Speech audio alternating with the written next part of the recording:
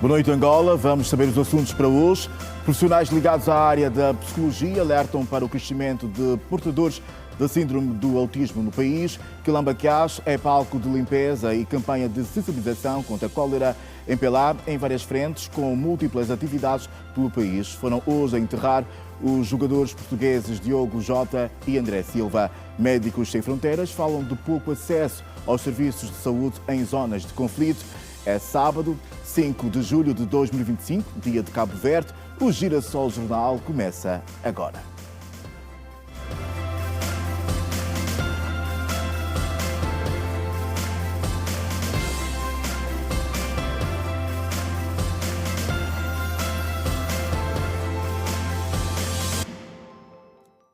Mais uma vez, boa noite, Angola. Vamos mantê-lo informado, é o nosso interesse. Mais de 50 pessoas participam neste sábado numa campanha de limpeza e sensibilização para o combate à cólera no município do Quilamba-Queixa. A iniciativa é do projeto Meu Bairro Limpo, todos juntos contra a cólera, em parceria com a administração local. Além da limpeza, os participantes fizeram também a entrega de produtos como lixívia e certeza aos moradores do O projeto Meu Bairro Limpo, todos juntos contra a cólera, realizou neste sábado uma campanha de sensibilização e limpeza. Foram mais de 50 pessoas que participaram da atividade com o objetivo de promover a higiene na localidade. O objetivo desta campanha é termos um município mais limpo e terminarmos com o surto da cólera. Por isso é que estamos dentro desse projeto todos juntos contra a cólera. Lexívia e não só certezas também e a sensibilização aos municípios. Nós, como organização, como bem-vindos, não cruzamos os braços em função da pandemia que tem causado imensas dificuldades ao nosso município. Orientar os munícipes a fim de sensibilizarmos no combate contra a cólera e a organização aqui na nossa via pública. O coordenador da Comissão dos Moradores do Setor 20, Raça, agradeceu pela iniciativa. Nós queremos que a administração apoie mais. Muitas das vezes já falamos nas reuniões que esta via, número 12, por exemplo, o asfalto está a ser engolido pela areia. Então pedimos a Envirobac e a Ilisan que nos apoiem com as máquinas, porque há muita dificuldade. Não só o tempo chuvoso, conforme vejam nas imagens, essa via que é preciso uma intervenção. Até quem não foi convidado decidiu participar.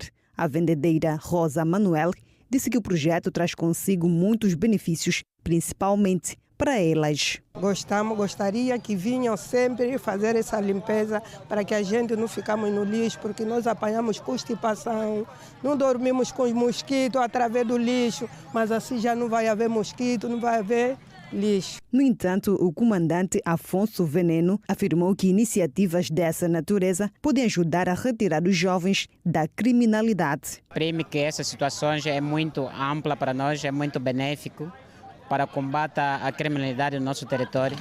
Não só porque combater a criminalidade não depende da polícia, mas é iniciativa da juventude. Este ano a campanha acontece no momento de apelo às boas práticas de higiene e saneamento ambiental, tal como as medidas de prevenção contra a cólera e outras doenças resultantes da má gestão dos resíduos sólidos. Aderimos à campanha Limpeza no Meu Bairro, porque existem várias doenças, como a cólera, uma das doenças que está a assolar o nosso país, a cólera, a malária, uma das doenças que tem matado milhares de pessoas no nosso país.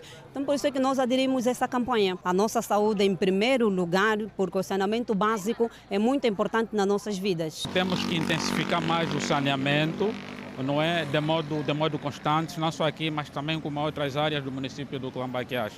Vieira Cumbi apelou ainda por mais apoio para a melhoria das condições da comunidade. Nós pedimos apoio material e aproveito dizer, levar ao conhecimento a quem de direito que possa estender as mãos deste grande projeto para continuarmos a trabalhar. Por isso é que é o projeto Meu Bairro Limpo. Precisamos desse material para que continuemos a trabalhar em prol do nosso município e termos uma comunidade mais limpa e mais segura para não criarmos distúrbio de saúde pública. A atividade foi realizada pela Cumbe Eventos e teve a participação da APODES, administração local e a Polícia Nacional. Profissionais de saúde mostraram-se preocupados com o aumento de casos de autismo em Luanda. Durante uma campanha de rastreio realizada no município do Kazenga, foram atendidas mais de 100 crianças, a maioria com indícios da doença no nível 3. O autismo é uma condição neurológica que afeta o desenvolvimento infantil. Pode comprometer a linguagem, a socialização e o comportamento. De acordo com a especialista em autismo, Isabel Velasco, o rastreio precoce e o acompanhamento médico são fundamentais para garantir melhor qualidade de vida e desenvolvimento das crianças diagnosticadas. Já conseguimos sim recolher muitas crianças, dentre essas 120 ou 130 crianças que foram aqui rastreadas até o momento, já conseguimos sim perceber que há um número elevado de nível 2 de suspeita, não um diagnóstico, mas suspeita de autismo. Já conseguimos.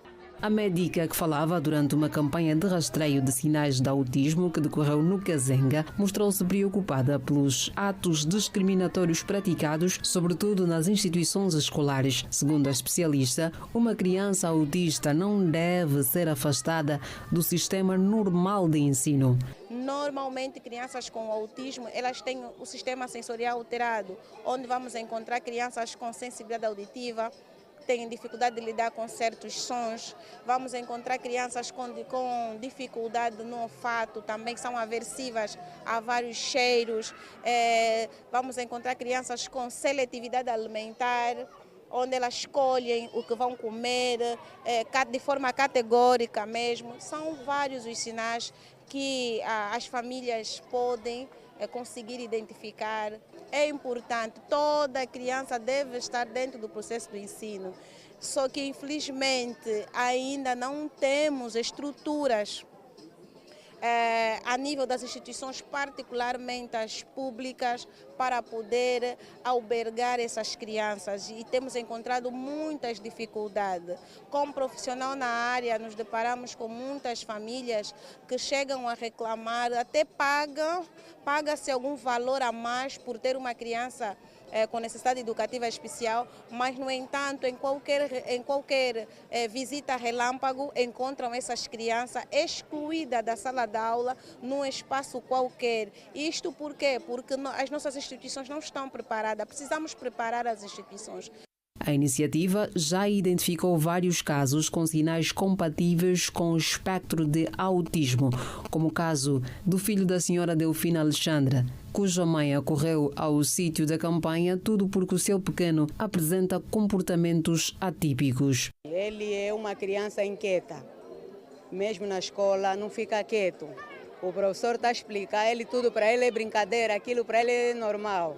O professor fala isso, ele quer brincar, ele só quer brincar, sai muito da sala, não quer sentar na sala, levanta, vai brincar, inventa sempre algo porque ele não consegue ficar num sítio parado.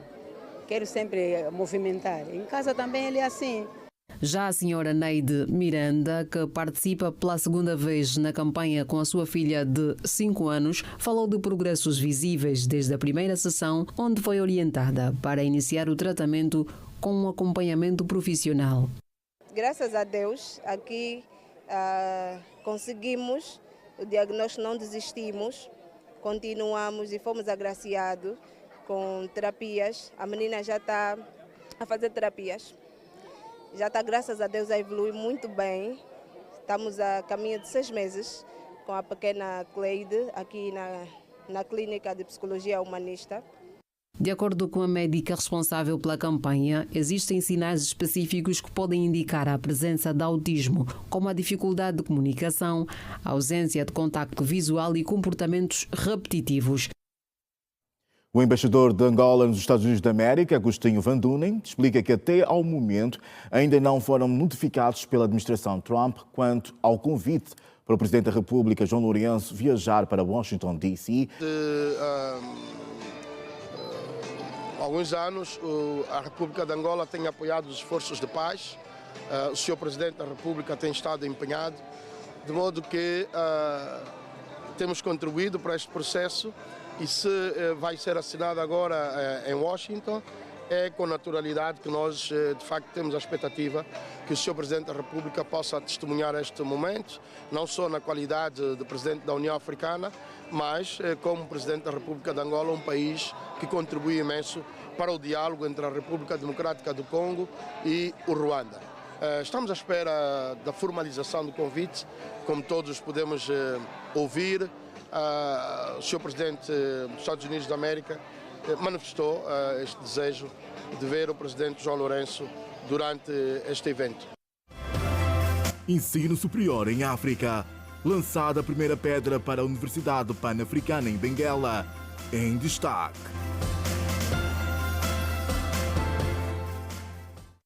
O governo provincial de Luanda deu início a uma operação de fiscalização e regularização dos outdoors e estruturas publicitárias espalhados pela capital, com um aviso público que dá 30 dias para que os proprietários legalizem as suas infraestruturas. A medida foi anunciada durante o encontro de trabalho sobre o tema realizado neste sábado em Luanda. No encontro, o diretor provincial de comunicação, Ludi Mukeba, reiterou a obrigatoriedade de matrícula visível em todos os painéis publicitários, como forma de garantir maior controle e transparência na atividade. A título de exemplo, nós podemos ter um outdoor que está legal, mas que não cumpre alguns outros procedimentos, como a obrigatoriedade da fixação da matrícula para se perceber se de facto está ou não licenciada, a fixação de um painel que está licenciado, mas que está a tapar uma câmara de vigilância ou que foi até construído por cima de condutas de água. Então, por mais que algumas estruturas estivessem legalizadas, hoje como estão legalizadas, oferecem sempre aqui uma lacuna a nível do incumprimento de uma determinada norma. Segundo o responsável, há casos de fuga ao fisco no setor da publicidade exterior, o que levou o governo provincial a apertar os mecanismos de fiscalização a partir das próximas 2 semanas. Na verdade, este pagamento refere-se ao ato de vistoria. O governo da província de Luanda, através do Gabinete de Comunicação Social, não tem cobrado a vistoria quando um proprietário de painel publicitário deseja afixar uma estrutura. Então, o que acontecia era que simplesmente se fazia a vistoria e o proprietário não pagava por essa vistoria. E a vistoria é algo, a cobrança da taxa de vistoria é algo de lei, razão pela qual nós vamos passar a implementar, dentro de 2 semanas, tal como disse, vamos passar a implementar a cobrança da vistoria para todo aquele proprietário de painel publicitário que queira afixar uma estrutura em Luanda. O valor arrecadado com o processo será canalizado à conta única do Tesouro CUT. Uma delegação de empresários africanos lançou a primeira pedra para a construção de uma universidade pan-africana na futura cidade da Baía dos Elefantes, no Dom Bem Grande, em Benguela. A comitiva de empresários africanos que participou do Boma for Africa 2025, realizado na cidade de Benguela, visitou a futura Baía dos Elefantes, onde foi lançada a primeira pedra da construção de uma universidade pan-africana. O ato foi prestigiado com a presença do ex-presidente nigeriano Olusegun Obasanjo, que é igualmente padrinho e financiador da construção da universidade para a formação de médicos. Em declarações à imprensa, o ex-estadista nigeriano falou, entre outros assuntos, da importância da formação de médicos em África. A natureza pan-africana dessa instituição é que a principal motivação, mas ele se sente honrado que esse centro de excelência, a Universidade Pan-Africana, tenha o seu nome. Esse centro não vai ter como preocupação de excluir outros países e outras regiões do mundo. É apenas para que esse centro de excelência possa focalizar a sua atenção em termos de pesquisa, operação, em problemas que nos são específicos. Mas não se trata de excluir ninguém, pelo contrário, se essa universidade é pan-africana, é para atrair também estudantes da Namíbia, do Congo, dos 2 Congos e de outras partes da África, para que isso seja um centro. O projeto Elefantes Bay, localizado no município do Dom Bem Grande, está a mais de 80 quilômetros da cidade capital da província. A construção da futura cidade é de iniciativa privada e irá desenvolver neste local um conjunto de projetos. Neste momento, a grande dificuldade são as vias de acesso, segundo o governador provincial de Benguela. Embora seja um projeto privado, nós, como Estado, temos uma função muito importante em providenciar as infraestruturas necessárias para que o projeto privado possa ter a maior rentabilidade possível. Então, nós aqui temos que fazer então uma parceria entre o Estado e o privado. Nós ficamos fundamentalmente com as questões infraestruturais e o resto é algo que tem que ser assegurado pelo próprio privado. De acordo com o promotor da Elefantes Bay sobre a Universidade Pan-Africana, o projeto está avaliado em mais de 30 milhões de dólares dentro da futura cidade que se espera erguer nesta zona igualmente turística do município do Dombo Grande. O projeto do Baía dos Elefantes está em fase de obras de infraestruturas. De há 3 anos a esta parte, mais ou menos, portanto, foram retomados os trabalhos de infraestruturas, após terminados todos os processos de licenciamento.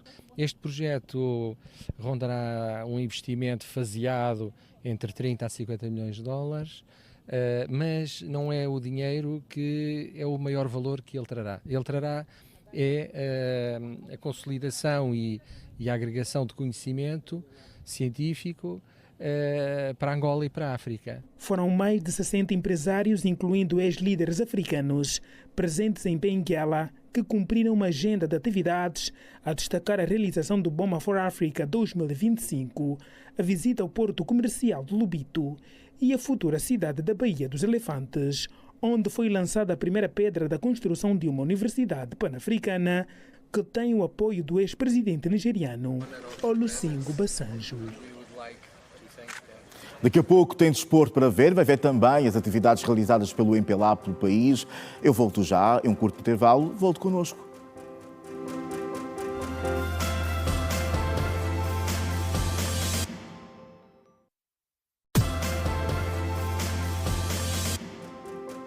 Seja bem-vindo de volta à atualidade informativa aqui no Girassol Jornal, edição de sábado, e começamos essa parte com o desporto. A Seleção Nacional Feminina de Futebol, Sub-20, começou com vitória a Taça COSAF ao vencer o Reino de Eswatini. O encontro está igualmente inserido nos Jogos da Região 5, que decorrem na Namíbia. As mini-valvichas entraram no encontro um pouco apáticas e viram a equipa adversária a chegar mais vezes ao seu setor defensivo com alguns perigos. A seleção do Eswatini adiantou-se no marcador com o tento de Sefbil Dlamini num pontapé livre devidamente executado. Angola acordou para o jogo ao empatar por via de um penalti convertido por Sandrinha Maria. Colocou em vantagem a nossa seleção ao apontar o segundo golo da Angola numa espécie de penalti em movimento. Maria não queria ficar apenas com um tento na sua conta pessoal e voltou a deixar pelo caminho as suas defensoras e depois chutar para o 3-1 para a nação angolana. O Reino de Eswatini ainda tentou fazer alguma coisa e fez ao reduzir o marcador em 2-3, mas em seguida Angola soube responder. Com pontapés e medidas, a seleção voltou a balançar as redes com este livre que só morreu no fundo das malhas, executado por Glória. A angolana, autora de 2 golos, Maria, foi eleita MVP da partida no fim dos 90 minutos. Com esta vitória, Angola comanda o seu grupo com 3 pontos. Arrancou hoje no pavilhão principal da Cidadela Desportiva o Campeonato Nacional de Handball Sénior masculino. O Interclube abriu o campeonato com vitória diante do Futebol Clube de Cabinda. No primeiro dia de jogo da 46ª edição do Campeonato Nacional de Handball em Sénior masculino, a equipa dos polícias entrou com o pé direito e de forma fácil bateu o Futebol Clube Cabinda por 33-14. Um duelo que os polícias dominaram desde o minuto inicial, porque só o intervalo o placar já registava uma vantagem de 10 tentos. 16-6 era o resultado, para fechar o placar em 33-14. Depois, a equipa dos visionários bateu o Manchester por 29-15, também de forma suave e sem muitas complicações. O Interclube B também fez das suas. Esteve em grande batendo a Estrela do Palácio da Huila por 37-17. A prova está longe de terminar e ainda não chegaram outras equipas participantes. Segundo a diretora da competição, Teresa Olundo, tudo está bem coordenado e o calendário está em fase de acertos. Em geral, está tudo a correr bem. Temos sim algum problema da chegada das equipas. As equipas estão a chegar ao seu ritmo, porque já temos confirmação de quase todas, falta agora a chegada do Namibe. Se tudo correr bem, nos jogos em atraso. Acreditamos que a partir de segunda-feira vamos arrancar com a segunda jornada sem problema. O campeonato nacional acontece até ao dia 19 do corrente mês. O Chelsea venceu os Palmeiras por 2-1 e apurou-se para as meias finais do Campeonato do Mundo de Clubes em futebol. Do Murilo, também a questão do Piquerez também está... No segundo jogo dos quartos de final, o Chelsea eliminou o Palmeiras por 2-1. Desde cedo os londrinos mostraram as suas intenções e forçaram uma má primeira parte dos paulistas. Aos 4 minutos, Palmer ameaçou com um remate forte com o pé direito, que Everton desviou para canto. Aos 16 minutos, o inglês abriu o marcador com um remate colocado de fora da área com seu pé de eleição, que é o pé esquerdo, fazendo o primeiro golo da partida. O Palmeiras só reagiu na segunda parte, aos 53 minutos, e empatou por intermédio de William Estevam, reforço contratado pelo Chelsea, que com um excelente remate de ângulo difícil fez 1-1 contra a nova equipa. No minuto 83, o golo da vitória é do Chelsea. Malo Gusto cruzou rasteiro e o guarda-redes do Palmeiras, na tentativa de aliviar, desviou a bola para a própria baliza, selando o resultado final em 2-1. Fluminense e Chelsea defrontam-se na próxima terça-feira, na primeira meia-final. Muitas palmas e emoção, momentos carregados de muita tristeza e sentimento de perda marcaram o funeral do futebolista português Diogo Jota. O avançado português do Liverpool e o seu irmão, André Silva, jogador do Penafiel, foram-os enterrar no cemitério de Gondomar. A cerimónia fúnebre foi privada, com a presença da família dos falecidos e amigos, com realce para os internacionais portugueses Rubem Dias e Rubem Neves, bem como dos jogadores do Liverpool. Diogo Jota e o seu irmão, André Silva, morreram na madrugada da última quinta-feira, num acidente de aviação em Zamora, província de Espanha. Jota tinha 28 anos e o seu irmão, mais novo, André, tinha 26 anos de idade. Reforço das estruturas de base. Empelar realiza diversas atividades em simultâneo no país. Em destaque.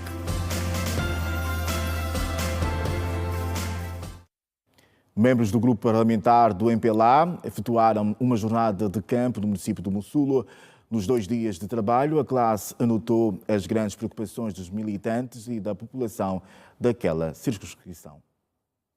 Foram 2 dias de auscultação aos problemas e ensaios de militantes e população no município do Mussulo, o que possibilitou igualmente manter a proximidade com os demais cidadãos. Foram 2 dias de balanço e de atividades bem sucedidas, sobretudo no diálogo com a população, isso é o que nos trouxe para cá, ouvir da população sobre os verdadeiros problemas, interagirmos e procurarmos um relatório que seja o mais objetivo possível, de ver como é que os deputados da bancada parlamentar do MPLA podem influenciar a partir da Assembleia e a partir de outros organismos a solução imediata dos problemas mais gritantes da população do Mussulo. Por aqui, os problemas já estão identificados e os membros do grupo parlamentar anotaram atentamente. Água, luz e vias de acesso. Portanto, da luz saímos satisfeitos, que está resolvido praticamente.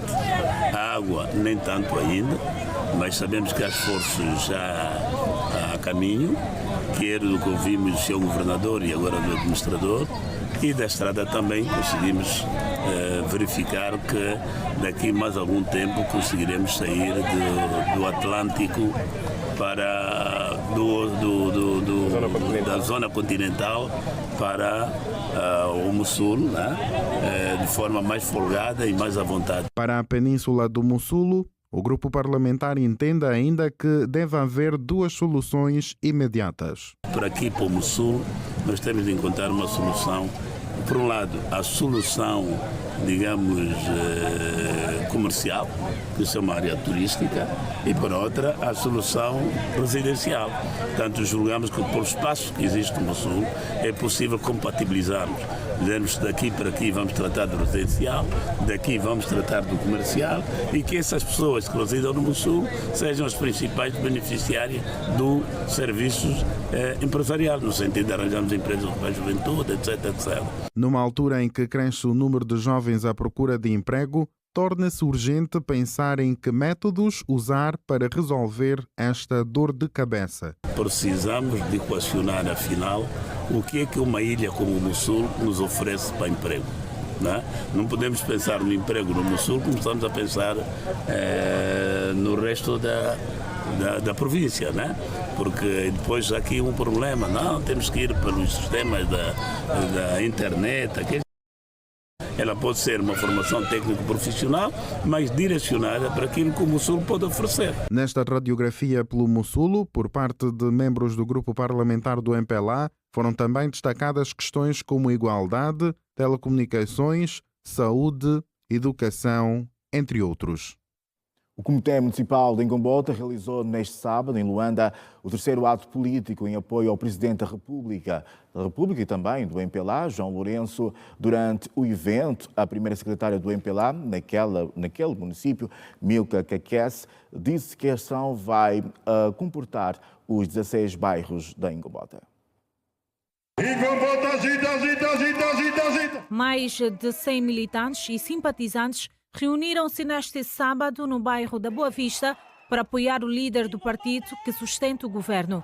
Durante o ato político, a primeira secretária do MPLA no município da Ingombota, Milka Kakesse, afirmou que a união entre os angolanos é um dos ganhos de João Lourenço desde o seu primeiro mandato em 2017. Prezados camaradas, temos vários ganhos que poderíamos mencionar desde 2017.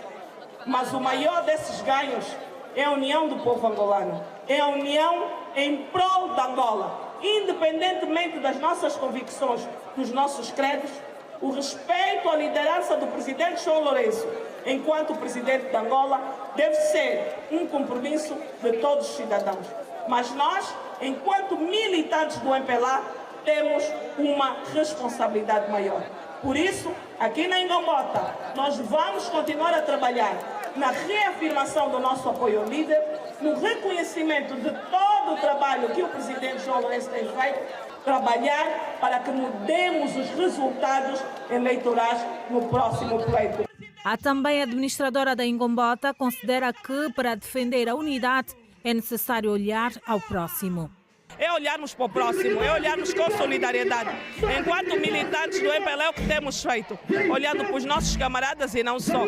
E no âmbito daquilo que é as nossas tarefas enquanto administração municipal, portanto, na implementação de vários programas sociais que versam principalmente sobre a melhoria da vida diária daquilo que são as necessidades primárias dos nossos municípios. O secretário do Birro Político para a Organização, Mobilização, Organizações Sociais e Sociedade Civil, Gonçalves Moandumba, disse que, apesar dos desafios, existe uma melhoria no país. O país mudou. O país está a mudar para melhor. Há desafios, mas sabemos o caminho. Estamos a trilhar o caminho com todo o desafio. E o camarada presidente João Lourenço, nesse sentido, merece o reconhecimento dos militantes, dos simpatizantes e amigos do MPLA e do povo. Por outro lado, Milka Kakesse garantiu um apoio incondicional da população da sua área de jurisdição ao líder do MPLA, João Lourenço. Ingombota é o coração de Luanda e o camarada presidente João Lourenço pode esperar um apoio incondicional, um trabalho árduo. Vamos continuar a defender a bandeira, a defender o líder e, acima de tudo, a ser militantes disciplinados, militantes cumpridores que não só apoiam, não só defendem, mas trabalham junto para a resolução dos problemas do nosso povo. O evento enquadra-se nos 50 anos da independência nacional e vai abranger os 16 bairros do município da Ingombota. Militantes e simpatizantes do MPLA em Cabinda enaltecem, no caso, os efeitos do líder do seu partido. A informação foi feita durante uma marcha que visou mostrar o apoio incondicional ao presidente do MPLA, João Lourenço. Centenas de militantes e simpatizantes do MPLA em Cabinda saíram às ruas para manifestarem apoio ao seu líder. A marcha teve início na Escola Augusto Ngangula e terminou de frente ao largo do Centro Cultural Chiluango. O objetivo foi demonstrar que os militantes e simpatizantes em Cabinda estão com o presidente do partido, João Lourenço. Os militantes que participaram da marcha afirmam que o apoio incondicional ao presidente do MPLA resulta do trabalho que está a ser feito e que é visível. A província de Cabinda quis aparecer também em grande para essa marcha, porque o líder João Lourenço tem estado a conduzir os destinos da nação, em particular, e a província de Cabinda, com os grandes projetos que estão quase a terminar. Pronto, eu vi essa marcha porque eu também me sinto uma cidadã nacional.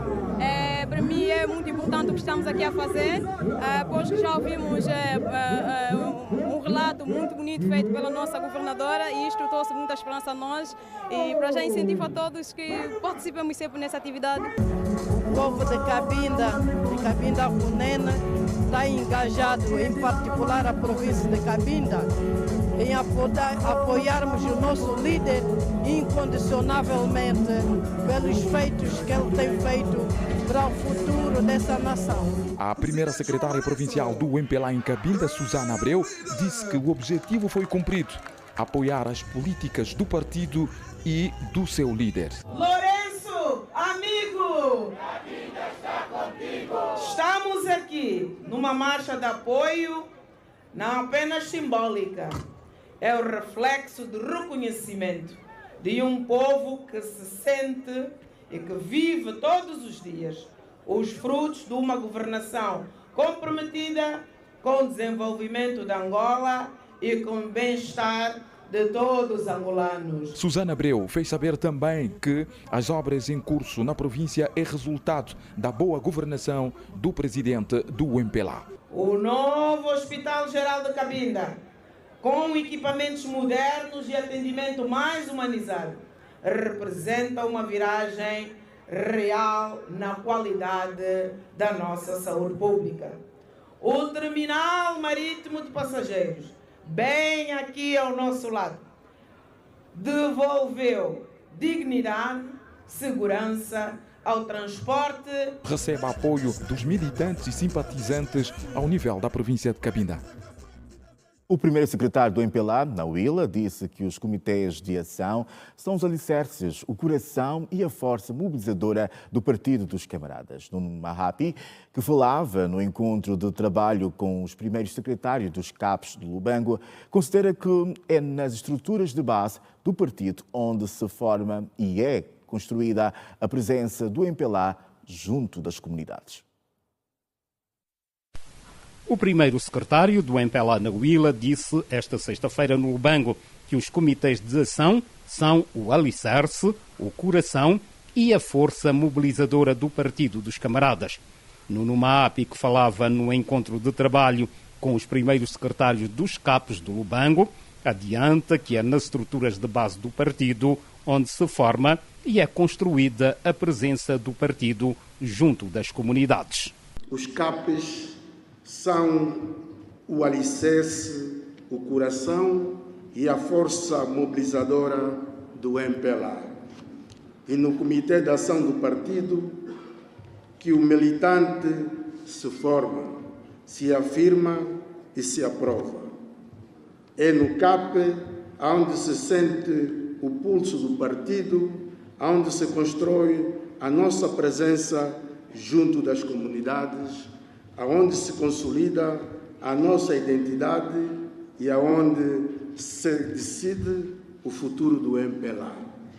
É no CAP que o MPLA vive, respira e avança. O político realça que a seleção dos dirigentes do partido deve iniciar nos comitês de ação, porque é aí onde se conhece a conduta e o empenho dos militantes em prol dos ideais do MPLA. É por essa razão que a avaliação dos dirigentes que irão compor os próximos órgãos e organismos do partido a todos os níveis terá de contar com o aval político e orgânico dos cabos, porque ninguém melhor do que os cabos conhecem a conduta, a entrega, a militância e o compromisso ideológico de cada camarada. Os primeiros secretários dos comitês de ação do MPLA do Lubango reafirmam o seu compromisso de continuarem a trabalhar para o fortalecimento, crescimento e coesão do Partido dos Camaradas. Nós, como primeiros secretários do bairro, temos a orientação de mobilizar os militantes que estejam coesos nas fileiras do partido. Sem isso, não se faz nada. Nambambi está a preparar os seus militantes, a unir todos aqueles militantes antigos como novos, para que possamos estar fortes. Subiu na última sexta-feira para 400 kwanzas o litro. A medida do governo, que visa retirar gradualmente os subsídios aos combustíveis, pode trazer aumento no preço das corridas de táxi e no custo de vida, segundo alguns automobilistas ouvidos pela nossa equipa de reportagem. Passam 24 horas desde a entrada em vigor da subida do preço do gasóleo, cuja medida, segundo o governo, enquadra-se no ajuste gradual dos preços de venda ao público dos produtos derivados do petróleo. Mas as reações por parte dos automobilistas já começam a ecoar por Luanda. Meio complicado. Sim, fica meio complicado, porque da forma que se encontra o país, subir mais o preço do gasóleo, isso vem dizer que tudo vai subir no mercado. Combustível a 400 kwanza do gasóleo. Isto vai afetar muito o nosso serviço, porque mesmo a 300 kwanza já estava com muitas dificuldades.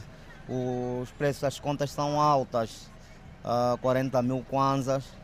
Com essa subida, não sei como é que vai ser. Os automobilistas, sobretudo taxistas, preveem que o aumento do preço do gasóleo influencie a subida do preço das corridas de táxi, o que pesará no bolso dos passageiros. Isso agora sim, ainda dificulta mais agora a vida dos passageiros, porque agora vão ser obrigados a fazer linhas curtas. Se cobrar 300, como vai ser um crime para eles vão obrigar a fazer linhas curtas. Dali 200, dali 200, vai dizer que um passageiro pode pagar 500 quanto uma corrida. Numa vez que o gasóleo sobe também, os prejudicados ficam os passageiros, o táxi também sobe.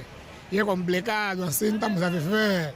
Eles não estão olhando na nossa camada baixa. De realçar que os preços de venda ao público dos demais produtos de preços fixados, como a gasolina, o petróleo iluminante e o gás de petróleo liquefeito, mantêm-se inalterados. Esperamos que o governo diga alguma coisa, o que será da taxa diária do táxi. Esse é um desafio da estrada, é o desafio da via, porque normalmente se os outros estão mais para cima, compra, e nós estamos um pouco embaixo, devemos manter no preço antigo. Mas o mais certo é que nós dependemos do governo. Nós dependemos do governo, porque ele tem que dar uma taxa máxima no táxi. Enquanto a subida dos preços do táxi ainda é uma especulação por parte dos automobilistas, aguarda-se o pronunciamento da Associação Nacional dos Taxistas de Angola, com quem tentamos manter o contato em busca de cuidados médicos. O Hospital Municipal do Liambo volta a abrir as portas para o atendimento aos pacientes. Depois de vários meses de paralisação por conta das obras de reabilitação e apetrecho, o hospital está disponível com novos serviços implementados a fim de oferecer atendimento de qualidade aos cidadãos. Durante algum tempo, as populações tiveram que percorrer longas distâncias em busca dos serviços de saúde. Agora, está tudo ultrapassado. Os cidadãos mostram-se felizes com a requalificação desta unidade sanitária. O atendimento foi muito bem, gostei. E o parto também correu muito bem, graças a Deus. E aí estamos aqui. Estou muito feliz, sim.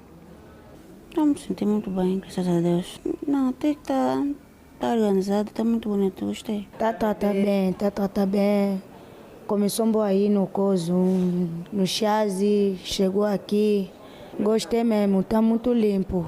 Gostei mesmo. É uma alegria enorme, porque muito se esperava desta obra, porque o hospital no passado já estava privado, os pacientes já que passavam um momento difícil, várias longas filas que ali se esperava uma consulta normal, mas hoje já temos o serviço alargado aqui no hospital. Uma alegria enorme para com as populações da regidoria do Caio, no município de Liambo e não só. O secretário provincial da Saúde, Rubén Buco, disse que as populações estão bem servidas em termos de atendimento médico devido às valências que o hospital oferece. Temos serviços que vão voltar a ser reativados, que estavam inoperantes, e houve integração de novos serviços. Estamos a falar do gabinete do utente, estamos a falar de urgências cirúrgicas e, sobretudo, em termos de equipamento, área de hemoterapia, vamos reativar com, inclusive, exames de mini-vidas, o aparelho de mini-vidas que vai fazer exame de testar exatamente com confirmação, sobretudo para transfundirmos de forma segura. Para nós é mesmo um dia de comemoração e vamos devolver, digamos, a resposta assistencial no âmbito da avaliação, abordagem, no âmbito do diagnóstico, tratamento e melhor referenciação dos nossos pacientes com critério para unidades do nível superior, que é do segundo nível hospitais provinciais e terceiro nível hospital geral. A governadora provincial de Cabinda, Susana Abreu, pediu às populações a participarem na proteção da infraestrutura, porque representa um ganho para as comunidades. Na instituição do programa PIM, está aqui uma prova. Melhoramos as condições significativamente para o atendimento dos nossos utentes aqui no Hospital do Xinga. A responsabilidade é de todos nós tomarmos conta.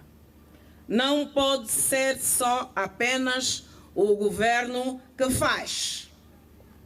O governo faz, a população também deve ajudar. O Hospital Municipal do Liambo, localizado na aldeia do Xinga, vai atender as populações residentes nas áreas do Cabaçanco, Umbuco, Caio, Fútila e Xinga. Operadores da Zona Económica Especial em Icolibengo vão beneficiar-se de incentivos do governo para facilitar o exercício do setor industrial no espaço. A boa nova foi dada pelo Ministro de Estado para a Coordenação Económica, José de Lima Massano, após ter ouvido a classe empresarial durante a jornada de constatação na última sexta-feira. Entraves na aquisição de licenças, pagamento de cotas e dificuldades na importação de material são algumas das dificuldades gritantes que comprometem a atividade do setor industrial na Zona Económica Especial. Uma situação que, em casos mais graves, tem provocado o encerramento de empresas e, consequentemente, o despedimento em massa de trabalhadores. Estas e outras foram algumas das várias preocupações levantadas pelos operadores durante a auscultação com o Ministro do Estado para a Coordenação Económica, José de Lima Massano. O país não pode continuar tão dependente de fatores externos para bens essenciais.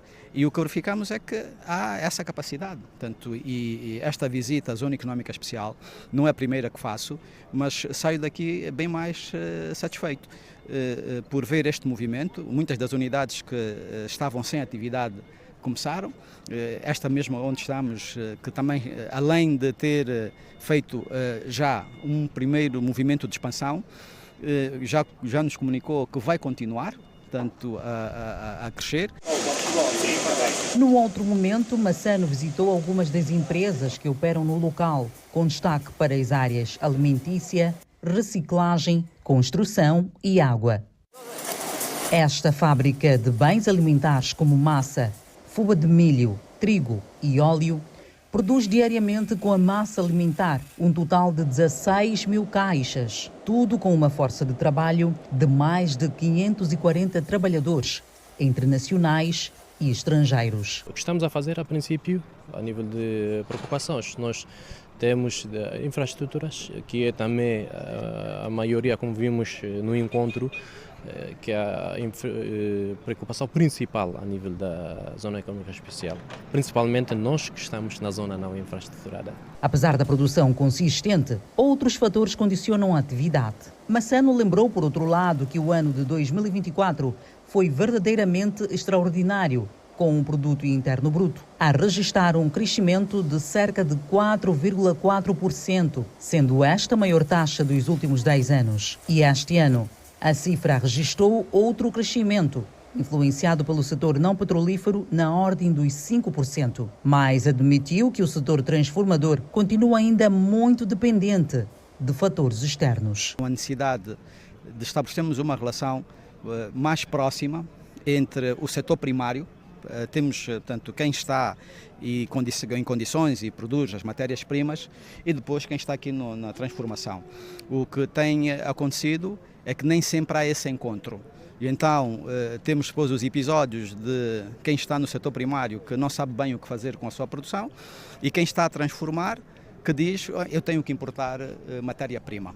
Então essa aproximação tem que ser feita, foi parte daquilo que deu para nos apercebermos melhor na interação com os operadores e também a força que queremos dar às associações. As associações empresariais têm que ter mais força para fazerem esta ponte. Portanto, o Governo naturalmente vai continuar a atuar como um facilitador, continuar a apostar em todo o processo de melhoria do ambiente de negócios. Sobre os desafios da importação, o Ministro do Estado para a Coordenação Económica esclareceu que há um trabalho a ser feito para a sua redução, mas ainda há resistência da parte de alguns operadores.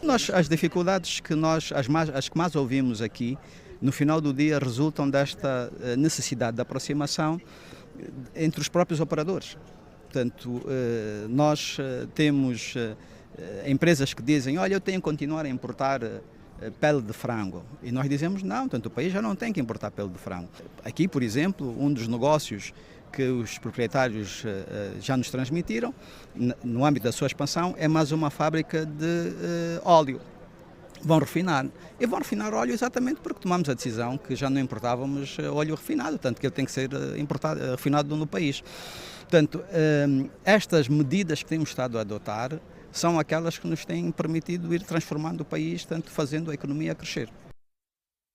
A Organização Internacional Médicos Sem Fronteiras descreveu como praticamente impossível o acesso a serviços de saúde no Sudão, numa altura em que pelo menos 70% das instalações praticamente não funcionam. A instituição humanitária apela à intervenção internacional urgente para evitar mais atrocidades.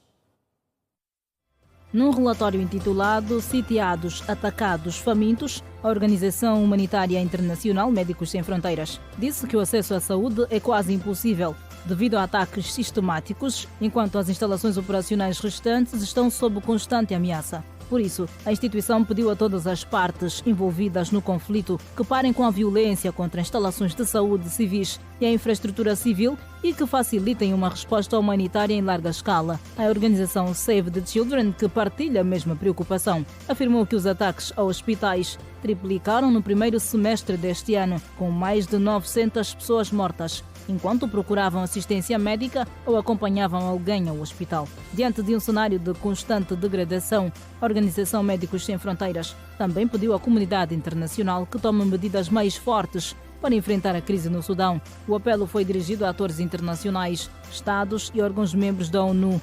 Aos Estados com influência sobre as partes em conflito, pediu-se que usem desta influência para evitar mais atrocidades em massa. A instituição sublinha que os civis devem ser colocados no centro do envolvimento das partes, com todos os beligerantes.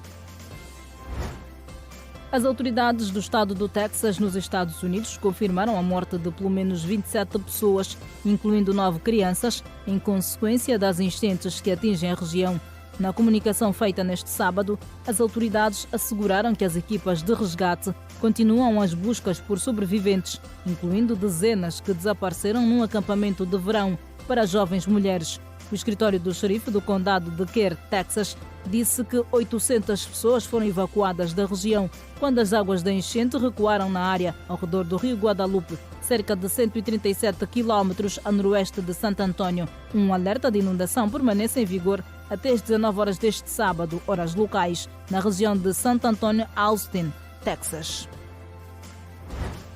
O Hamas aceitou a proposta de cessar-fogo em Gaza mediada pelos Estados Unidos. O grupo palestiniano disse que aceitou com espírito positivo e assumiu estar preparado para entrar em negociações sobre a implementação do acordo, que prevê a libertação de reféns e negociações para acabar com o conflito. O grupo palestiniano escreveu num comunicado publicado no seu site que o movimento concluiu as suas consultas internas, bem como discussões com as facções e forças palestinianas sobre a última proposta dos mediadores para interromper a agressão contra o povo em Gaza. Ainda por via do comunicado, o Hamas disse que deu a sua resposta aos mediadores irmãos, que foi caracterizada por um espírito positivo. No comunicado, o grupo que controla o enclave palestiniano referiu que está totalmente preparado, com toda a seriedade, para entrar imediatamente numa nova ronda de negociações sobre o mecanismo da humanitária, a passagem pela passagem de Rafah para o Egito e a clareza sobre o cronograma da retirada das tropas israelitas. Daqui a pouco, confira os 50 anos de independência de Cabo Verde e veja também Mike Tyson na personalidade da semana. Eu até já, volte connosco.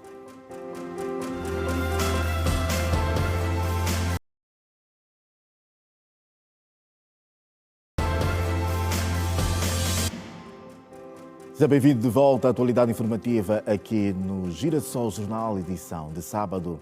Esta semana cumprimos uma expedição árdua por vários bairros do município do Quilamba, aqui em Luanda.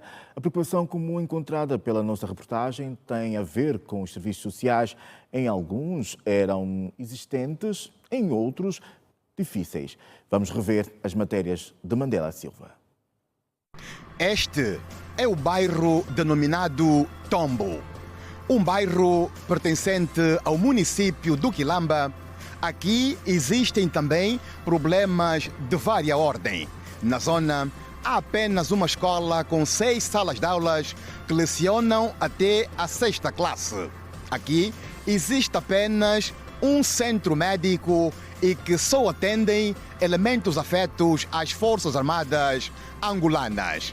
Com imagens de Alexandre Garrido, Mandela Silva, no bairro Tombo. Depois da radiografia dos bairros Quenguela 2, Calilongue, Cabeça do Boi, Mutunda, Kididi e Onga Quilau, chegou a vez do bairro Tombo, um bairro ribeirinho em que também existem problemas de vária ordem em termos de serviços sociais. Mas neste já tem uma escola com 6 salas de aula e o subdiretor pedagógico Manuel Domingos diz que as salas não são suficientes para satisfazer as necessidades da população mais jovem. A escola é composta por 6 salas de aulas e as 6 salas não será possível para aguentar a demanda de todos da população. Precisamos que tenha que aumentar, pelo menos a escola também tem que ter uma sala, tem que ter 7 salas de aulas. E também nós estamos com dificuldade que a escola é só primária e também precisamos da escola para o primeiro e o segundo ciclo de ensino. Ao longe, parece um bairro calmo, mas o relato dos moradores é totalmente diferente do que as imagens nos apresentam. E há muita delinquência. Nós queremos uma esquadra móvel para que a delinquência pare. Porque o gatuno, quando vem nessa área da Sapu, quando acha que está fofo, faz o que querem entender fazer. Os nossos filhos não estão sossego, vão na escola, recebem os telefones, descansam os quedas das crianças, porque aqui não tem uma esquadra móvel. Eu não durmo porque há muita delinquência. As rixas entre gangues têm ocorrido no bairro Sapu, como nos contam os moradores, por não ter uma esquadra de polícia na zona. Nos últimos dias tem aparecido rixas de katana, portanto já contactamos o comandante da uma esquadra Boa Esperança, também tem tentado acompanhar, no sentido de colaborar, e penso que estão a fazer algum trabalho para inibir esse tipo desse foco. Estamos a falar jovem de entre 8 a 18, 17 anos. As rixas aqui têm ocorrido entre crianças de 9, 8 anos para cima. Alguns foram recolhidos, já não estão presos. Mas continuamos a registrar um número de pessoas alguns que estão a vir agora também. Quer dizer, sai um grupo, vem o outro. E aqui quando é rixa mesmo, os daquele lado vêm com katanas, esses também daqui vêm, é mesmo perigoso.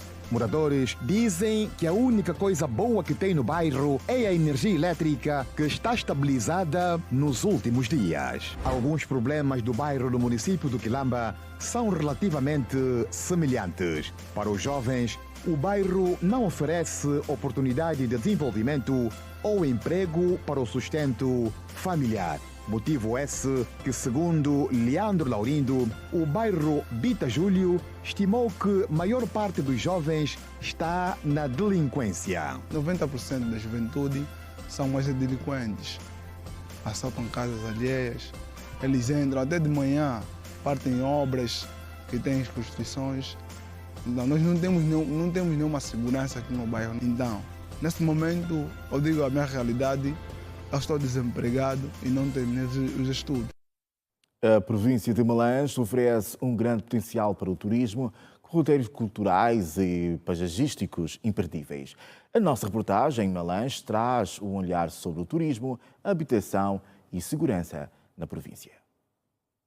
Malange, uma província repleta de encantos naturais e culturais, tem se destacado como um destino turístico de destaque em Angola.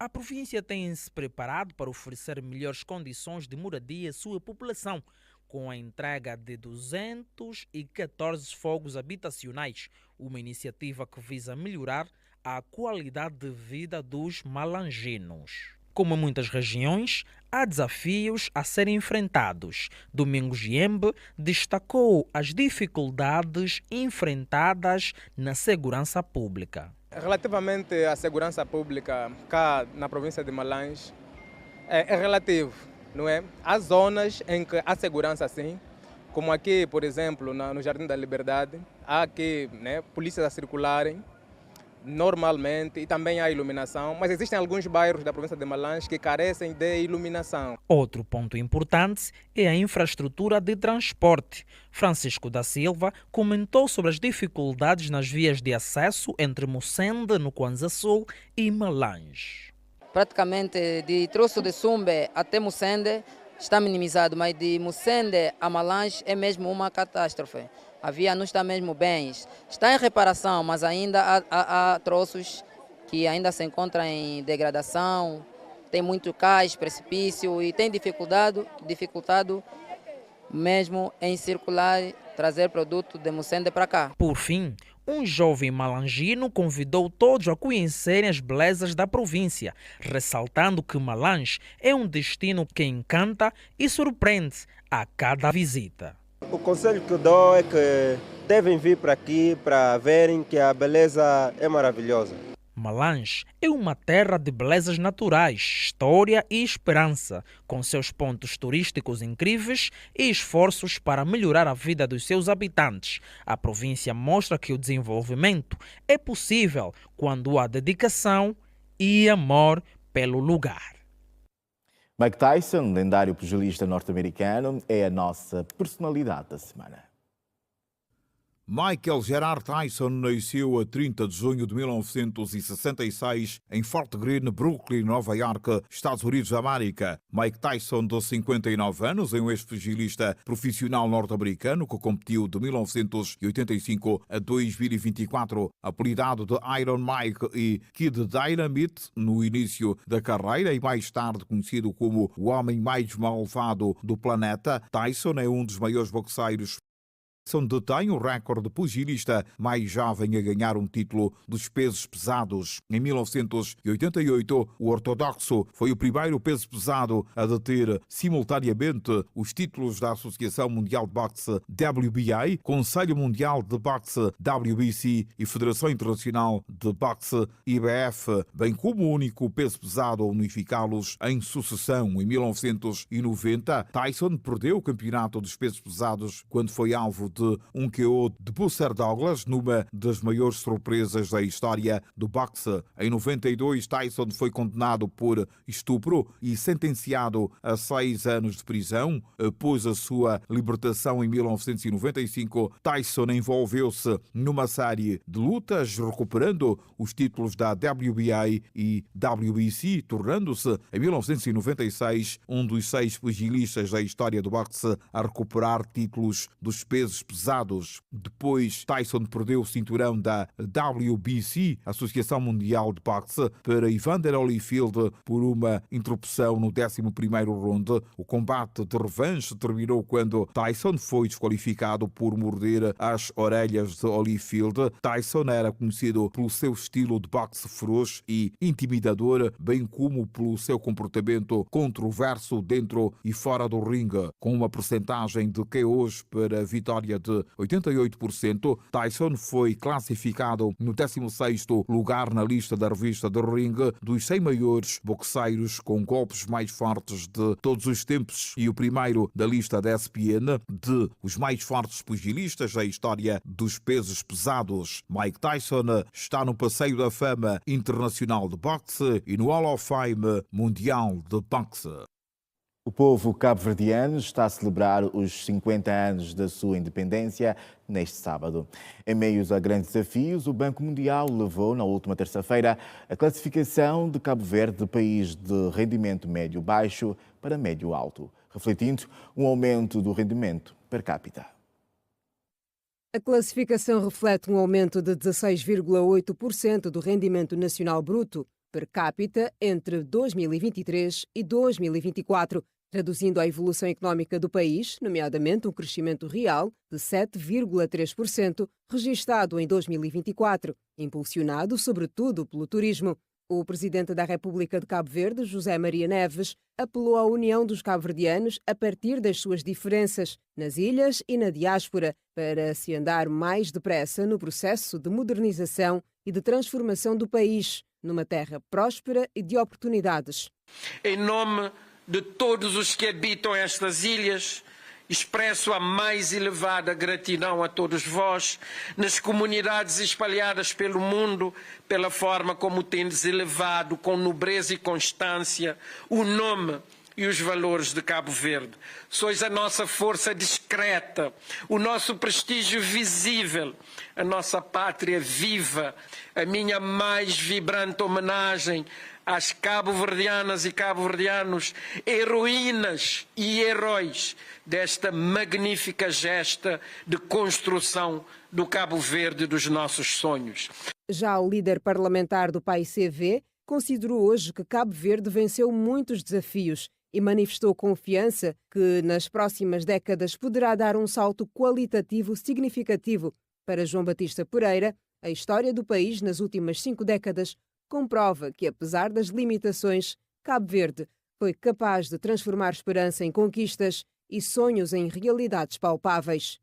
As ilhas de Cabo Verde são um destino único e inesquecível. Abençoadas pelo sol durante todo o ano, têm na música e na cultura um ritual que faz parte do dia-a-dia dos habitantes, enquanto envolvem o visitante na incomparável mística do arquipélago.